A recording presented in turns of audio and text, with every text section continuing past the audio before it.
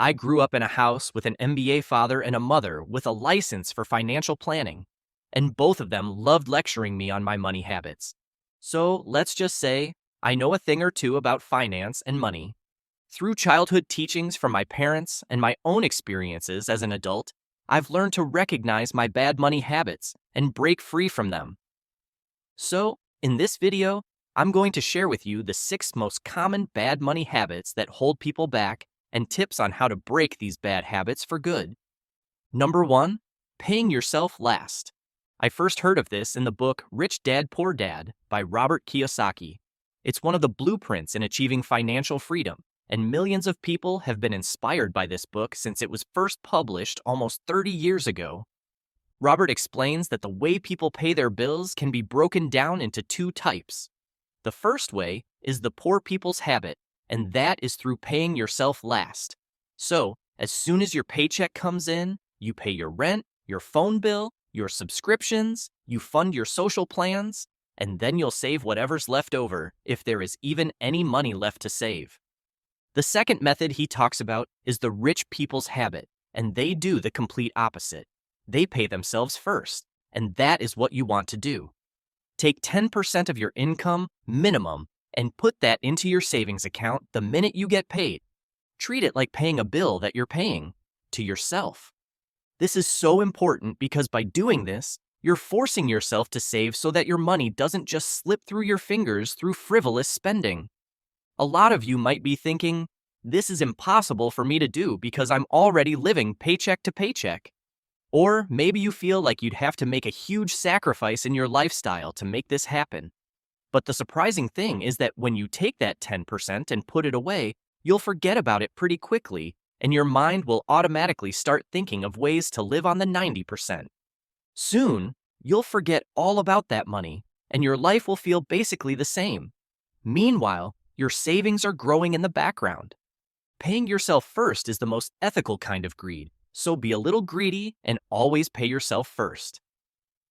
The second bad money habit is Number 2, getting comfortable with bad debt. To be clear, not all debt is bad, and there are a lot of really smart ways to use debt.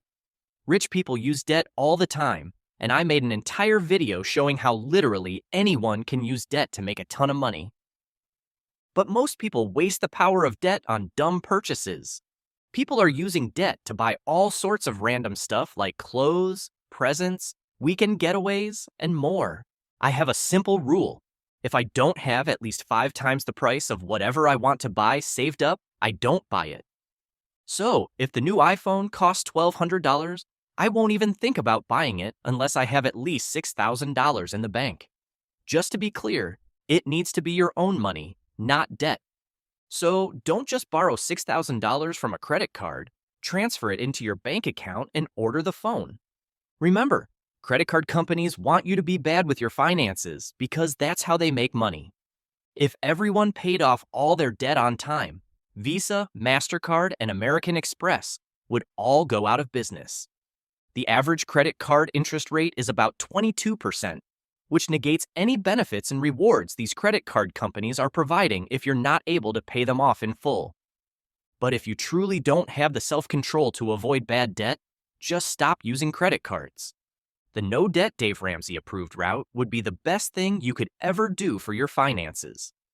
But if you have some willpower, then just be responsible and avoid any kind of bad debt. Now let's move on to Number 3, not having a stockpile. This actually ties to the first point of paying yourself first. If you consistently pay yourself first, then over a period of time, you should have a decent amount of money saved up in the bank. The general rule, according to most financial experts, is to have enough money piled up to cover your basic living expenses for 3 to 6 months in case of an emergency. Emergencies could include things like sudden expenses, such as a broken bone and an expensive hospital bill, or a damaged car, or any number of different things that could pop up. But the biggest and most common financial emergency for most people is losing their job, especially in this economy. That's why personally, I think saving 6 months worth of expenses should be the goal for most people. This is because it's not uncommon to need up to 6 months to find a new job, even if you're actively applying every day. And the last thing you want during an already stressful job hunt is to worry about running out of money to pay the bills. Recently, I added another source of income to give myself some buffer in case I lose my job. It's a great way to make extra money on the side. If you want to check it out, you can learn all about it by clicking the link in the description. Number 4. Not knowing your income and expenses. This is a problem you need to solve right away if you want to get your finances in order. Just like going to the doctor, your finances also need a complete checkup regularly. There's a famous phenomenon called lifestyle inflation that could be keeping you poor without you even realizing it. Lifestyle inflation is when your expenses go up as your income goes up. This is a vicious cycle that can be really hard to get out of.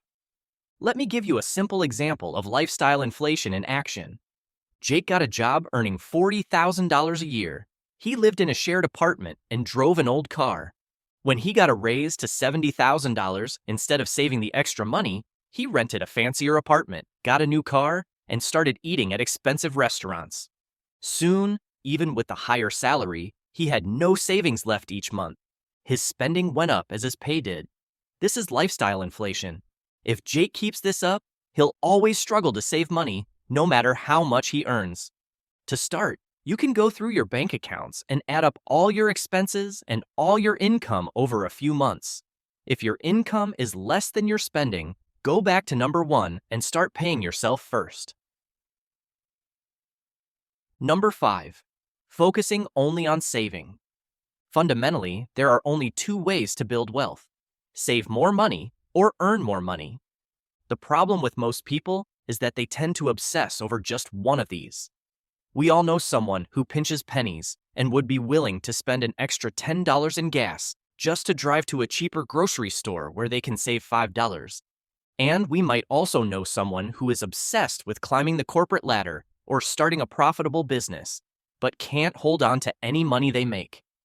Ideally, you want to do both. You want to save a larger percentage of your income while also working to actively increase your income. Remember, there is a limit to how much you can save, but there's basically no limit to how much you can earn. Whether you start a side hustle, like the one I linked below, or you work a second job, increasing your income and saving a larger portion of it is the fastest way to gain financial freedom. Number 6. Waiting too long to invest. What's the number 1 excuse people give for not having any money invested? I don't earn enough to invest. I'll start investing once I make so-and-so amount of money. This is a bad idea because the longer your money sits in a savings account, the more value it loses due to inflation. Especially in these times, when the inflation rate is crazy high and we're expecting a recession in 2024. Investing your money is a great way to let your money work for you and generate passive income. I personally prefer to invest my money in broad market index funds such as the S&P 500. The best single thing you could have done on March 11th, 1942, when I bought my first stock, was just buy an index fund. And our favorite investor, Warren Buffett, also recommends this for most people. Ideally, it's important to have a good balance of safer and riskier investments to diversify your portfolio. This is really important because in case one of your investments goes down, you still have lots of other safe investments to balance things out.